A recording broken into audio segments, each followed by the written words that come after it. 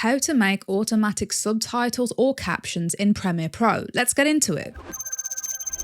Head up to Window and select Text from the drop-down. Once this is open, click into Transcript and then click the blue Transcribe button. This will transcribe your audio and you'll see the text appear here. Start playing through your audio, checking to make sure there are no mistakes. If you find there is a mistake, you can just double click the text and change what it says like I'm doing right here. Once you're happy, you can click on the CC button and this will open the Create Captions window. Click this arrow to open up the window. The following settings are for 9:16 video. I have my maximum length in characters set to around 18, minimum duration in seconds set to around 1.5 to 2, and then I have no gap in between frames and single lines, and then we click the Create Captions button.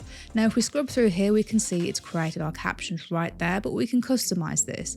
You can do this by coming up to Window, coming down to Properties, and then simply selecting all the captions on the track. Coming up to the Properties window, and you can choose from a different font, you can change the positioning, you can change the size. However, when changing the size, I do recommend you scrubbing through your video to make sure the text isn't clipping either side. If that looks okay to you, you can continue personalizing your text through appearance, so we can change the color fill of our text.